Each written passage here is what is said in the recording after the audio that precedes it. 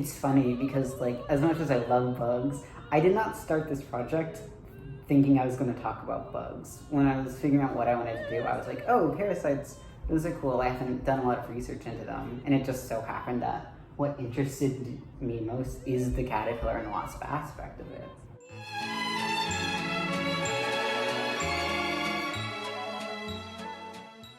But parasites obviously play an important role in any system, whether it's like individual to like large, broad-scale ecosystems. They directly or indirectly influence everything around them and play an important part in evolution.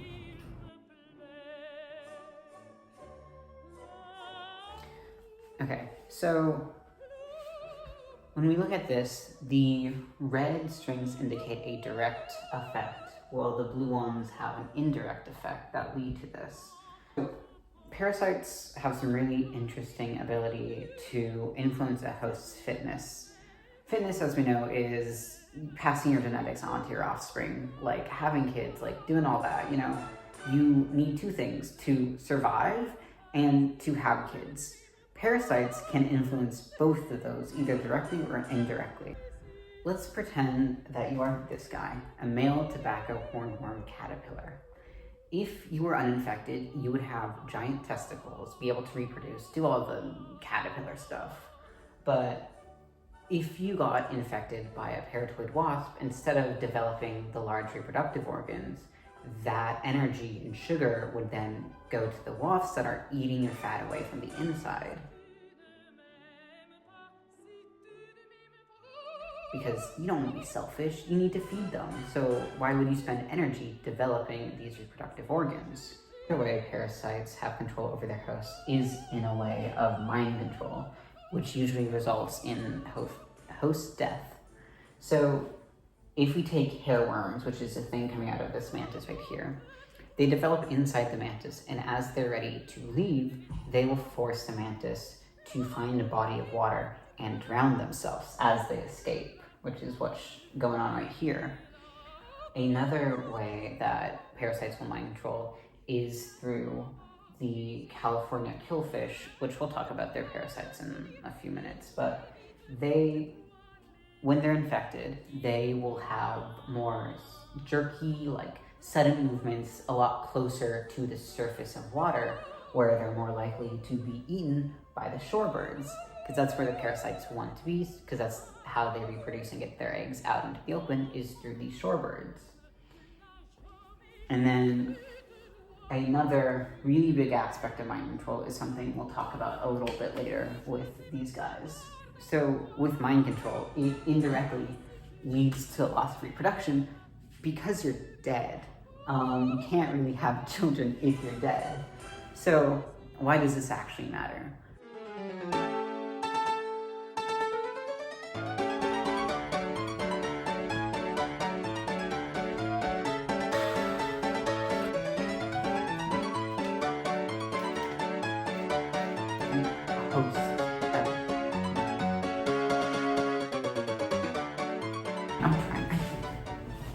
I'm panicking again. Evolution, as we've been talking about our entire class this semester and before in other biology classes, is if you have the ability to survive and produce offspring, you're passing your genetics along. The ones that are more likely to survive, whether that be through speed, camouflage, other aspects that can influence someone's fitness. The ones with better fitness survive more, they reproduce more. That changes through evolution, we got that, right? Because parasites directly affect both their ability to reproduce and survive, it directly affects how evolution will play along. You could have a really good adaptation for something specific, you had really good camouflage, really good hunting skills. None of that matters if you have a parasite that can influence how you behave. So as scientists, we kind of need to consider that there might be more in play when we're looking at how something will evolve. Yeah, parasites themselves can evolve, their organisms, but I mean, like, if we're thinking about their host species and how it evolves, we need to consider whether or not the parasite itself is directly affecting their host's ability to survive and reproduce and have this type of fitness. Because if not, it kind of puts into the idea of like our understanding of evolution and how like parasites will directly affect that. I think that's good. That was a mess. So, not only do parasites affect the hosts they live in, they can also affect other organisms and the environment surrounding them. We can see that in the California salt marshes with a type of fruit parasite. This parasite will live inside 3 different hosts: the California horn snail, the California killfish, and the California shorebirds. The main effect that we're looking at with this example is how they affect the California horn snail.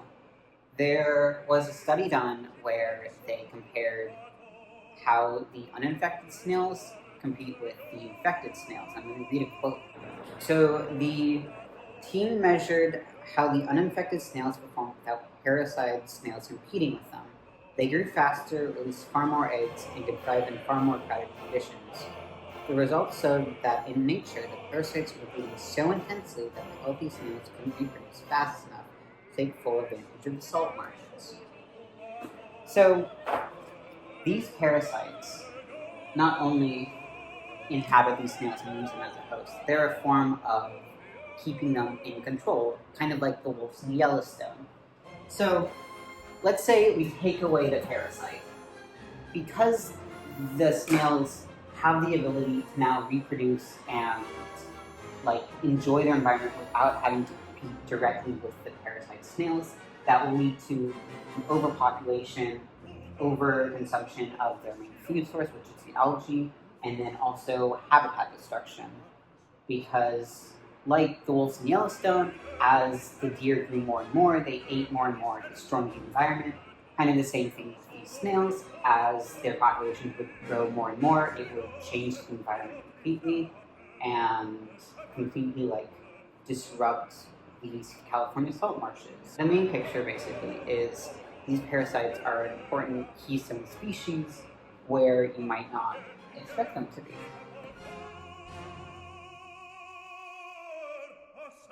This paratoid wasp right here, its main host is a cabbage worm caterpillar, which is a caterpillar that lives on cabbage plants. It's in the name. So when it transfers its eggs, not only does it transfer eggs, it transfers a polydNA virus.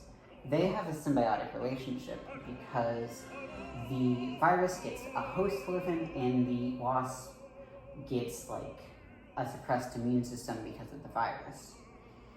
So as the wasps develop, they have sort of an egg cocoon outside of the caterpillar, which is this right here. But the virus will influence the caterpillar and make it want to eat more, which changes the saliva glands in the caterpillar. But because of that change in like not only chemical response in the glands, but also just like the increase of food, the plants have their own defense mechanism where they'll release a chemical into the air, which attracts these guys, which are hyperparatoids, which are parasites that parasite other parasites. And yes, there is a hyperparatoid, which was found in fungus, which is another thing that I think is really cool. Because it's like, they're also a species of wasps, but instead of going for the caterpillar, they go for the other wasps' unborn kids. They're like larvae, like not larvae, they're like pupating babies, offspring. So they want the eggs so bad. And you can see them like in this photo, like trying to like lay their own eggs in the eggs. It's really cool. There's like other hyperparatoids that I think are also really cool. But I haven't talked about them in this project. So the way the first wasp defends against the hyperparatoids is they mind control the caterpillar to become their bodyguard. The caterpillar gets really defensive and really territorial and will like move around and like flail around, attacking anything that gets close, defending from the hyperparatoids. But it's like imagine you're just a caterpillar, and then your brain gets taken over by a parasite. And not only are you getting eaten from the inside, you now have to defend the babies that are eating you from the inside. And it's like I think that's really cool and a really good example on how like everything's connected evolutionarily. The plant has their own defense mechanisms to call them the hyperparatoids. The DNA virus will both like suppress the immune system of the caterpillar, but it's the release of the chemicals and the change in the saliva glands that causes the plants. So it's like there's positive and negatives of this relationship, which is why it's in red and green. And then like really the caterpillar just gets fucked. Like there's no real defense mechanisms from the caterpillar. They just kind of like live with it. And this is my favorite relationship that I've learned about in parasites and paratoids that I've been doing this research from. So basically, like in the end, each organism influences the other in one way or another. And like the reason these are actually really important from like a human standpoint is they are sold as pest control. These guys, in their name, love cabbage and like leafy greens. So for things like gardening and like agriculture, they are a pest. So people can buy like parasitoid wasps. People can buy parasitoid wasps to defend against caterpillars in their garden. So it is a useful tool for humans in a way, which is also pretty cool. So in the end, parasites can influence not only their direct hosts, but they can also influence other organisms surrounding them and even the ecosystem in total. They play a vital role in maintaining population levels like a lot of hosts do. When most people think of parasites, they think of like tapeworms and stuff, but it's like so much more. I don't know how to end things.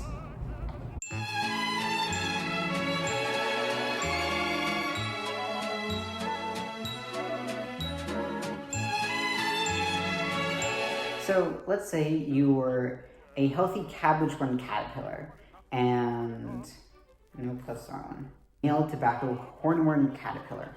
Male tobacco hornworm caterpillar. Or a tobacco hornworm caterpillar. The male tobacco hornworm caterpillar. Tobacco hornworm caterpillar. Tobacco hornworm caterpillar. Giant testicles. A male tobacco hornworm caterpillar, you would normally develop and have giant testicles, but fuck, why am I laughing? Okay.